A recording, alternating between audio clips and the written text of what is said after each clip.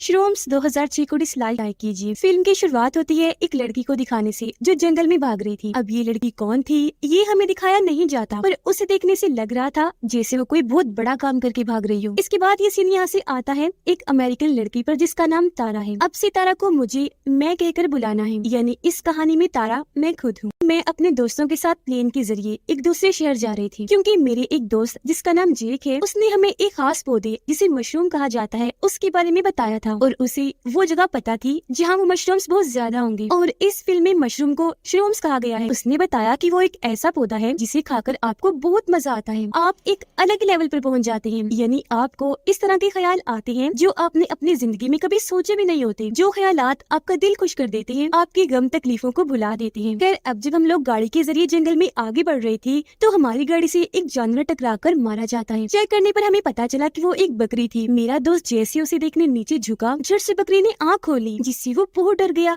साथ ही उसे गुस्सा भी आ गया था। वो एक हथियार लेकर 3 से 4 बार उस पर वार करके मार ही देता है। उसकी इस हरकत पर सबको बहुत बुरा लगा, खास तौर पर मुझे। मैंने उसे कहा, किसी जानवर के साथ ये सलूक अच्छी बात नहीं, अगर कोई तुम्हारे साथ बिल्कुल ऐसे करे तो कैसे लगेगा तुम्हें। हमारी ये बात चल ही रही थी कि थोड़ी दूर झाड़ियों में 2 आदमी आकर खड़े हो जाते हैं, जिनके हाथ में कुल्हाड़ी थी, क्योंकि वो शिकार करने आई थी। दिखने में कैनिबल्स आदमखोर लग रही थी, इसलिए मेरे दोस्त जेक ने कहा कि अब से ये बकरी उनका खाना है। जिसके बाद वो खुद बकरी की टांग पकड़कर उनके सामने फेंकता है। वो दोनों उसे उठाकर काफी खुश हो गई, फौरन जंगलों में चले जाते हैं। और अब हम लोग आगे बढ़ के अपनी मंजिल तक आ गई थी, जहाँ हमें वो श्रूम्स ढूंढने थी। यहाँ हम कैंपिंग करने का फैसला करते हैं, यानी टेंट लगाकर रहने का। पर इससे पहले जेक हम सबके मोबाइल्स ले लेता है, ये कहते हुए कि जब हम लोग श्रूम्स खा रहे होंगे, एंजॉय कर रहे होंगे, तो मैं नहीं चाहता कि मोबाइल्स की वजह से हम डिस्टर्ब हों। मोबाइल्स लेकर उसने गाड़ी में ही रख दिए और अब हम सारे लोग श्रूम्स ढूंढने लगे। मेरे 2 दोस्त जब श्रूम्स तोड़कर खाने लगे तो जेक उन्हें रोककर पहले श्रूम्स की खूबियां और खामियां बताने लगता है। कहता है कि जिस श्रूम के ऊपर काले रंग का निशान होगा उसे डेथ मशरूम कहा जाता है। तुम लोग गलती से भी उसे मत खा लेना, क्योंकि उसे खाकर या तो इंसान की फौरन ही दर्दनाक मौत हो जाती है, या अगर वो इंसान बच गया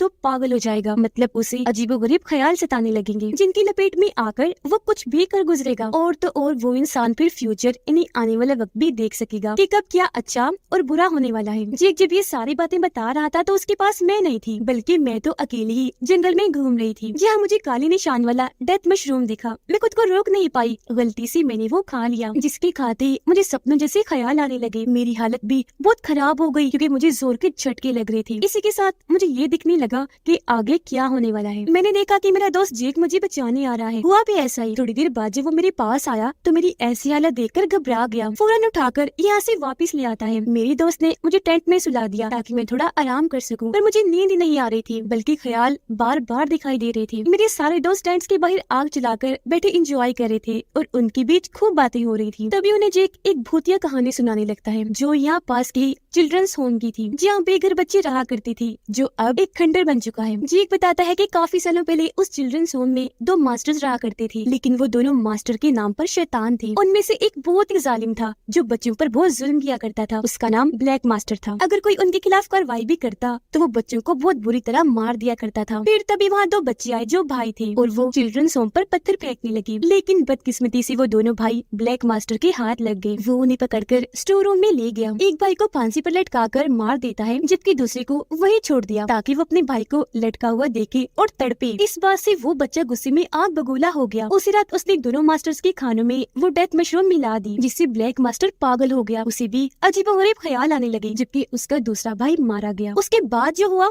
वो बहुत खतरनाक था। उसी रात 70 से ज्यादा लोगों को चीर फाड़ करके बड़ी बेरहमी से मार दिया गया, पर ऐसा किसने किया था कोई भी नहीं जानता था। अगली सुबह जब पुलिस छानबीन करने आई तो उन्हें वहाँ लाशों के साथ साथ वो बचा हुआ भाई मिला। सिर्फ एक लाश वहाँ से गायब थी, और वो थी ब्लैक मास्टर की। तभी से लोगों का मानना है कि आज भी इस जंगल और उस चिल्ड्रंस होम में ब्लैक मास्टर की आत्मा रहती है, जो यहाँ आए लोगों को बेरहमी से मारता है।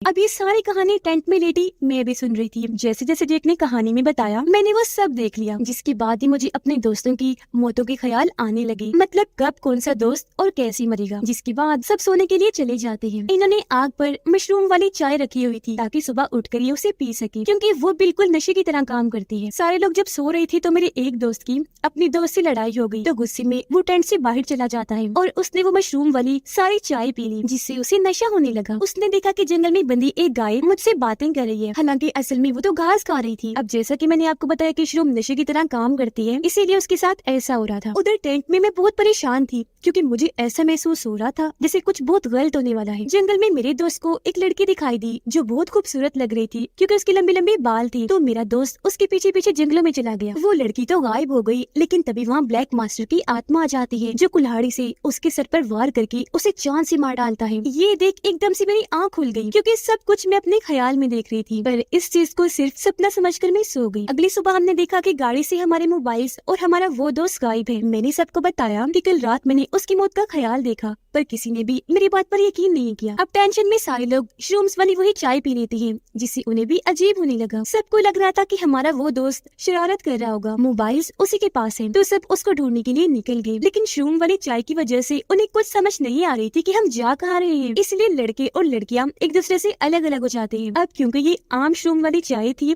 इसलिए उन्हें सिर्फ नशा हो रहा था, ख्याल नहीं आ रही थी। जब मैं और दोनों दोस्तें आगे बढ़ रही थी तो मेरी दोस्तों के बीच लड़ाई हो गई। उनकी भी छत्तापाई हो जाती है, जिस बीच मेरी एक दोस्त गिरती हुई एक गड्ढे में आकर गिरी, जहाँ उसे हमारे उसी गायब दोस्त की लाश मिली, जिसकी हालत बहुत ही खराब थी क्योंकि उसे बुरी तरह काटा गया था। खून में वो लथपथ था। उसकी ऐसी हालत देखकर मेरी दोस्त की भी हालत खराब हो गई। मैंने उसे संभाला, पर सच में उसे देखकर तो मैं खुद भी डर गई। मेरी दोस्त इतनी डरी हुई थी कि रोने लगी। कहती है कि ना तो हमें इस जंगल में आना चाहिए था, ना तारा तुम्हें ब्लैक श्रूम खानी चाहिए थी जब भी तुम्हें अजीबोगरीब ख्याल आ रहे हैं, और ना ही हमें वो नशे वाले चाय पीनी चाहिए थी। अचानक मुझे दिखा कि ब्लैक मास्टर की आत्मा हमारा पीछा करते हुए यहाँ आ रही है। मैं काफी डर गई क्योंकि ये चीज सिर्फ मुझे ही दिखाई दे रही थी। मैंने इस बारे में अपने दोस्तों को बताया, वो भी काफी डर गई और अब हम तीनों यहाँ से भागने लगे। भागते भागते मेरी एक दोस्त हमसे अलग हो गई। मैं भी तेजी से भाग रही थी और बार बार पीछे मुड़कर देखने की वजह से एक पेड़ से टकराकर नीचे गिर गई, जिसके साथ ही मुझे अपने उस दोस्त के बारे में ख्याल आने लगा जो हमसे अलग हो गई थी। मैंने देखा कि वो उन कैनिबल जैसे दिखने वाले भाइयों के घर पहुंच गई है। अचानक वहाँ फिर ब्लैक मास्टर आकर मेरी दोस्त पर हमला कर देता है। फिर अब ख्याल से बाहर आने पर मैं अपनी दूसरी दोस्त के साथ आगे बढ़ी और हम नदी किनारे आ गए, जिसकी दूसरी तरफ जेक और दूसरा दोस्त खड़े थे। जेक हमें कहने लगा कि जल्दी से चिल्ड्रंस होम पहुंचो ताकि वहाँ जाकर हम मदद बुला सके और यहाँ से निकल जाएं। इसी बीच मुझे अपनी उस दोस्त का ख्याल दोबारा आने लगा जो उन भाइयों के घर चली गई थी। मेरी दोस्त ब्लैक मास्टर से बचते हुए वहाँ से बाहर निकल आई थी। वो वहाँ से भागकर नदी में आ गई थी। इससे पहले कि आगे बढ़ पाती, ब्लैक मास्टर की आत्मा उसका पीछे करते करते यहाँ आ गई और मेरी दोस्त को कुल्हाड़ी से काटकर मार दिया और लाश को नदी में ही फेंक दिया। ये ख्याल देखते ही मैंने अपनी दोस्त को कहा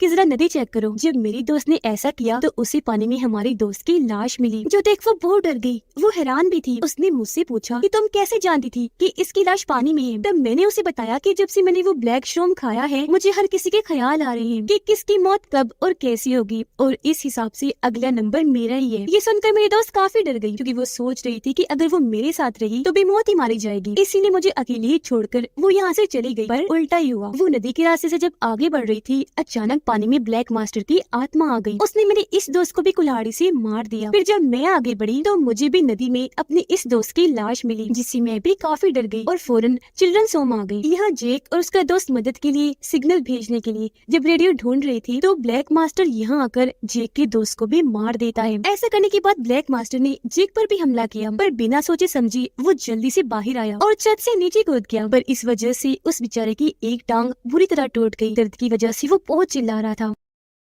उसकी आवाज सुनकर मैं जल्दी से वहाँ आई, उसे कंधे का सहारा देकर आगे बढ़ने लगी। थोड़ा आगे जाने पर मुझे महसूस हुआ जैसे ब्लैक मास्टर यहीं आसपास है, इसलिए मैंने जेक को वहीं पेड़ के सहारे खड़ा किया और खुद कुल्हाड़ी लेकर ब्लैक मास्टर का काम तमाम करने निकल गई। जिस दौरान पेड़ के ऊपर से ब्लैक मास्टर नीचे आकर जेक पर हमला कर देता है। उसकी आवाज सुनकर मैं फौरन वहाँ आई, पर तब तक काफी देर हो चुकी थी क्योंकि ब्लैक मास्टर जेक को मार चुका था। मैं जोर से चिल्लाई और तभी इधर ब्लैक मास्टर आकर अब मेरे पीछे पड़ गया। उससे बचने के लिए मैं भाग रही थी, लगातार वो भी मेरा पीछा कर रहा था। अचानक ही वो मेरे सामने आ गया। मैं जैसे उसे टकराई, स्क्रीन ब्लैक हो गई और मैं बेहोश। जब मुझे होश आई तो मैंने देखा कि मुझे सर्वाइवर, यानी आखिरी जिंदा बची हुई समझकर एम्बुलेंस में ले जाया जा रहा है। साथ ही पुलिस उन दोनों कैनिबल जैसे दिखने वाले भाइयों को शक की बुनियाद पर अपने साथ ले जा रही थी, क्योंकि पुलिस का मानना था कि ये सारे खून उन्होंने ही किए। अब मुझे जब एम्बुलेंस ले जाया जा रहा था तो डॉक्टर के फोन की घंटी बजने लगी। उसने जब चेक किया तो फोन मेरे नंबर से आ रहा था। ये देखकर मुझे शुरू से लेकर अब तक सारे ख्याल नजर आने लगी, जिसके साथ साथ ही यहाँ कहानी का सस्पेंस भी खत्म होगा और कहानी एक नया मोड़ लेगी। मैंने ख्याल में देखा कि जब सबके फोन गायब हुए थे तब उससे पहले ही मैंने अपना फोन निकाल लिया था और फिर उसके बाद एक एक करके अपने सभी दोस्तों को मार दिया और उन सभी के फोन गायब कर दिए ताकि कोई भी मदद न बुला सके। मेरे दोस्त की रात के वक्त जब अपनी दोस्त से लड़ाई हुई थी, जब वो जंगल में गया था, गाय से बातें कर रहा था, तब उसके पीछे मैं भी जंगल में गई और मौका पाकर कुल्हाड़ी से उस पर वार करके मार दिया। फिर अगली सुबह जब मैं अपने दोस्त को ढूंढते हुए अलग हो गई थी तो मौका पाकर वहाँ मैंने ही अपने दोस्त को कुल्हाड़ी से मार दिया और उसकी लाश नदी में फेंक दी। फिर मैंने अपने दूसरी दोस्त को नदी में चेक करने को कहा और जब उसे चेक करने पर लाश मिली तो उसने मुझसे पूछा कि तुम ये सब कैसे जानती थी। तो मैंने उसे ये नहीं कहा था कि मुझे ख्याल आया, बल्कि मैंने उसे सच बता दिया था कि ऐसा मैंने ही किया है, यानी उसे मैंने ही मारा। ये सच जानकर वो मुझसे डर कर भागी थी, इसीलिए मौका पाकर मैंने उसका भी खेल खत्म कर दिया। फिर जब मैं चिल्ड्रंस होम आई और जेक और उसका दोस्त जब अलग हुए तो मैंने इस मौके का भी फायदा उठाया। सबसे पहले मैंने जेक के दोस्त को मारा, बाद में जेक पर भी हमला किया, पर क्योंकि उसने मेरा चेहरा नहीं देखा था इसलिए वो डर की वजह से वहाँ से भागा और छत से कूद गया। फिर उसे जंगल में ले जाते वक्त जब मैं कुल्हाड़ी लेकर ब्लैक मास्टर को मारने के बहाने गई तो मैंने उसे जेक को ही मार दिया। उसे मारने के बाद फिर मैंने अपने फोन से पुलिस और डॉक्टर्स को यहाँ बुलाया और उन दोनों भाइयों को इस केस में फंसा दिया जो बेकसूर थे। ख्याल से वापस आने पर मैंने डॉक्टर से मदद मांगी और एकदम वहाँ खामोशी छा गई, जिसके अगले ही पल मैं एकदम से एम्बुलेंस की खिड़की पर आई। मेरे हाथ खून से भरे हुए थे और हाथ में कैंची पकड़ी हुई थी, जिसका मतलब मैंने उस डॉक्टर को भी मार दिया। ऐसा करने के बाद मैं एम्बुलेंस से उतरकर दोबारा जंगलों में भागने लगी और ये शुरुआत वाला सीन है जहाँ उस वक्त तो हमें दिखाया नहीं गया था कि लड़की कौन है, पर यहाँ समझ लग गई कि वो मैं ही थी, यानी तारा। अब यहाँ सवाल ये बनता है कि तारा ने वो सब क्यों किया, तो इसका सिंपल जवाब है उस ब्लैक डेथ शरूम की वजह से। उसने ही तारा से वो सब करवाया, क्योंकि जेक ने तो मशरूम के बारे में पहले ही सब कुछ बता दिया था कि डेथ शरूम्स खाने के बाद इंसान को ऐसी चीजें नजर आती हैं जिनके बारे में इंसान कभी सोच भी नहीं सकता और वो इंसान बहुत ही खतरनाक रूप की बात पागल हो सकता है। और बिल्कुल ऐसा ही तारा के साथ हुआ। डेथ शरूम्स खाकर वो मरी तो नहीं, बल्कि ब्लैक मास्टर की कहानी सुनकर शरूम्स ने उसकी दो सोचें बना दी। जहाँ एक तरफ उसे ऐसा लग रहा था जैसे मुझे अपने दोस्तों की मौत का ख्याल आ रहा है कि ब्लैक मास्टर किसे कब और कैसे मारेगा, हालांकि ब्लैक मास्टर जैसा कोई कैरेक्टर कभी था ही नहीं। दूसरी तरफ वो खुद ही एक एक करके अपने दोस्तों को मार रही थी। जब उसे ये बात पता चली तो उसके बाद भी वो नहीं रुकी। हकीकत जानते हुए भी उसने डॉक्टर को मार दिया और जंगलों में भाग गई, जिसका मतलब कि वो अपने दिमाग को नहीं बल्कि उसका दिमाग उसे कंट्रोल कर रहा था, क्योंकि उसका दिमाग डेथ मशरूम खाने की वजह से पागलपन की आखिरी लेवल पर था, इसलिए उससे ये सब करवा रहा था। इसीलिए कहते हैं कि इंसान को किसी भी किस्म का नशा नहीं करना चाहिए, क्योंकि ये नाम ही बुरा है। जो आज बेशक आपको सुकून दे रहा है, आपको इससे कोई नुकसान नहीं हो रहा, पर एक दिन ये बुराई खुद को साबित कर ही देती है आपका नुकसान करके। तो इसीलिए हमेशा नशे और ऐसी चीजों से दूर रहिए और महफूज रहिए। इसी मैसेज के साथ ये मूवी इधर ही खत्म हो जाती है।